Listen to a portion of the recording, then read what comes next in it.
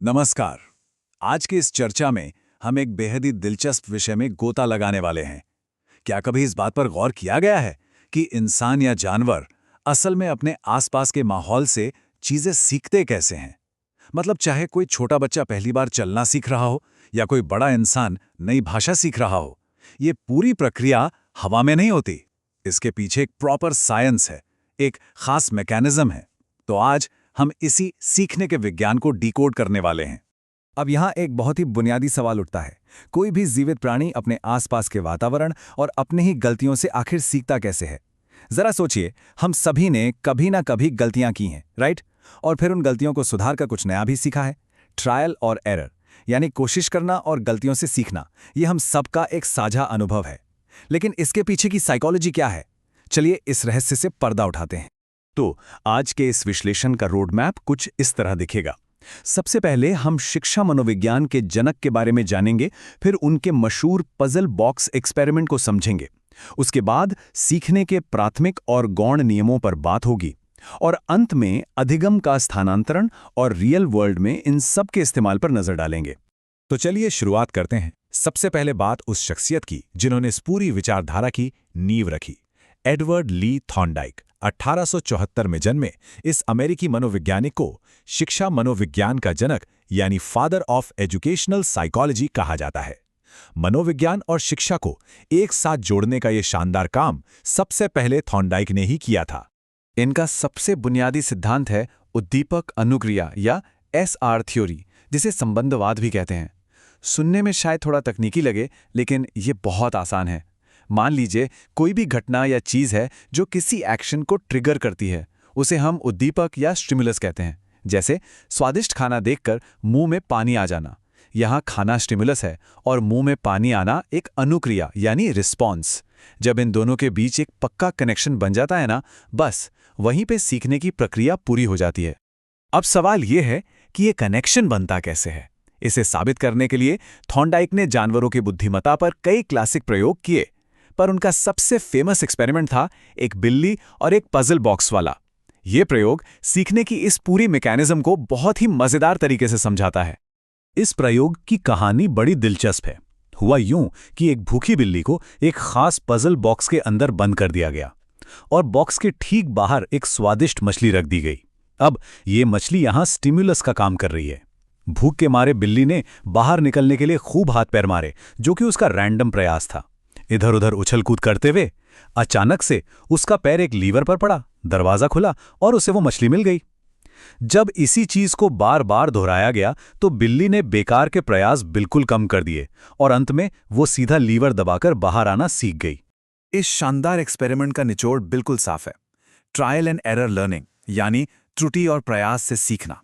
हम लगातार कोशिश करते हैं, गलतियां करते हैं और उन्हीं गलतियों से सीखते चले जाते हैं।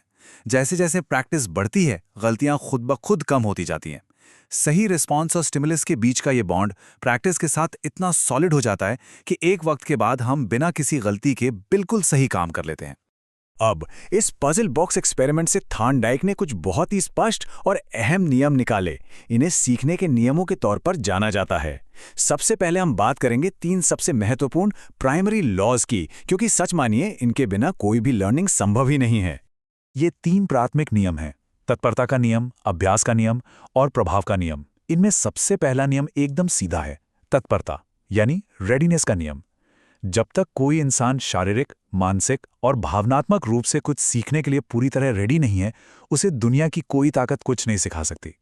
सीखने के लिए भीतर से तैयार होना सबसे पहली और सबसे जरूरी शर्त है। अब आते हैं दूसरे नियम पर, अभ्यास का नियम। ये तो वही पुरानी कहावत हो गई, करत करत अभ्यास के जड़मती होत सुजान।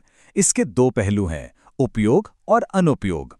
अगर किसी सीखी हुई चीज का लगातार उपयोग और प्रैक्टिस की जाए तो दिमाग में वो कनेक्शन एकदम मजबूत रहता है। लेकिन अगर हम उसे छोड़ दें, आउट ऑफ टच हो जाएं, तो समय के साथ वो सीखी हुई चीज धुंधली पड़ने लगती है और हम उसे भूलने लगते हैं। अब जो बात वाकई दिलचस्प है वो है तीसरा नियम, प्रभाव का नियम। कल्पना कीजिए हम किसी नए रेस्टोरेंट में खाना खाने गए और वहां की वाइब बहुत ही खराब है, सर्विस बकवास है, खाना भी बेस्वाद है। क्या वहां दोबारा जाने का मन करेगा? बिल्कुल नहीं, क्योंकि उसका असर या प्रभाव नकारात्मक था। लेकिन अगर वहां का अनुभव शानदार होता तो हम बार बार जाते। सीखने के मामले में भी ठीक यही होता है। अगर किसी काम का रिजल्ट सुखद है तो वो व्यवहार बार बार दोहराया जाएगा, वरना नहीं। इन प्राथमिक नियमों के बाद चलिए अब गौण नियमों यानी सेकेंडरी लॉज की तरफ रुख करते हैं। ये नियम थॉर्नडाइक के मुख्य नियमों में एक बहुत ही अहम बारीकी जोड़ते हैं। इसे एक टाइमलाइन की तरह समझते हैं। सबसे पहले आता है प्राथमिकता का नियम, मतलब जो चीज़ बिल्कुल शुरुआत में होती है उसका असर सबसे ज़्यादा गहरा होता है। हम कहते हैं ना, first impression is the last impression. उसके बाद सीखने के दौरान हम ट्रायल और एरर से कई तरह के रिस्पॉन्सेज देते हैं, और आखिर में आता है नवीनता का नियम, यानी जो चीज़ बिल्कुल हाल ही में सबसे आखिर में हुई है वो दिमाग में सबसे फ्रेश रहती है। इसीलिए तो एग्जाम से ठीक एक रात पहले किया गया रिविजन हमेशा काम आता है। इनके अलावा कुछ और भी मज़ेदार नियम हैं जो हमारी लर्निंग को प्रभावित करते हैं, जैसे उद्दीपक की तीव्रता। लक्ष्य जितना बड़ा और ज़रूरी होगा, हम उतनी ही तेज़ी से सीखेंगे। हमारी मनोवृत्ति या एटीट्यूड भी तय करता है कि हम सीखेंगे या नहीं। इसके अलावा आंशिक क्रिया, यानी किसी बड़े या मुश्किल काम को छोटे छोटे टुकड़ों में बांटकर सीखना। और एक बहुत ही कमाल का नियम है साहचर्य स्थानांतरण। इसका मतलब है स्टिमुलस को बदल देना। जैसे किसी कुत्ते को पहले खाना दिखाकर बैठना सिखाना और फिर धीरे धीरे सिर्फ सिट बोलकर उसे बिठाना। यहां खाने से लेकर कमांड तक वो सीखना शिफ्ट हो गया है। अब जब शिफ्ट या ट्रांसफर की बात चली निकली है तो चलिए एक बहुत ही जबरदस्त कॉन्सेप्ट पर बात करते हैं, अधिगम का स्थानांतरण यानी ट्रांसफर ऑफ लर्निंग। क्या किसी एक सिचुएशन में सीखी गई कोई स्किल बिल्कुल नए और अनजान माहौल में काम आ सकती है? चलिए देखते हैं। इस बारे में थॉर्नडाइक का समान तत्वों का सिद्धांत बहुत अहम है। उनका कहना था कि ज्ञान या स्किल का ट्रांसफर इस बात पर पूरी तरह से निर्भर करता है कि दो अलग अलग कामों के बीच कितने कॉमन एलिमेंट्स मौजूद हैं। सीधे शब्दों में कहें तो दो कामों के बीच जितनी ज्यादा समानताएं होंगी, एक सीखी हुई कला को दूसरी जगह इस्तेमाल करना उतना ही आसान हो जाएगा। और यह स्लाइड इस बात को बहुत ही बेहतरीन तरीके से समझाती है कि ट्रांसफर 3 तरह का होता है। पहला, पॉजिटिव ट्रांसफर। जैसे साइकिल चलाने वाले को मोटर बाइक सीखने में बहुत आसानी होती है क्योंकि दोनों में बैलेंस बनाना एक समान तत्व है। दूसरा है नेगेटिव ट्रांसफर। मान लीजिए किसी ने हमेशा भारत में गाड़ी चलाई है जहां हम सड़क के बाईं ओर चलते हैं, तो अमेरिका में दाईं ओर चलाते समय वो पुरानी आदतें रुकावट बनेंगी। और तीसरा है जीरो ट्रांसफर, जहां एक स्किल का दूसरे पर कोई असर नहीं पड़ता, जैसे गाना गाने का वीडियो गेम खेलने से क्या ही वास्ता। खैर, अब हम इस चर्चा के आखिरी पड़ाव पर आ गए हैं, वास्तविक दुनिया में इसके उपयोग। सवाल यह है कि 100 साल से भी पुरानी ये थ्योरी आज की मॉडर्न एजुकेशन, एग्जाम्स या रोजमर्रा की जिंदगी में कैसे फिट बैठती है। आइए इसके प्रैक्टिकल इस्तेमाल को समझते हैं। एजुकेशन और रियल लाइफ के लिए यहां से कुछ बहुत ही सॉलिड टेकअवेज मिलते हैं। पहला, हमेशा यह सुनिश्चित करना चाहिए कि सीखने वाला दिमागी रूप से पूरी तरह रेडी हो। दूसरा, लगातार रिवीजन और प्रैक्टिस को अपनी रूटीन का हिस्सा बनाना चाहिए।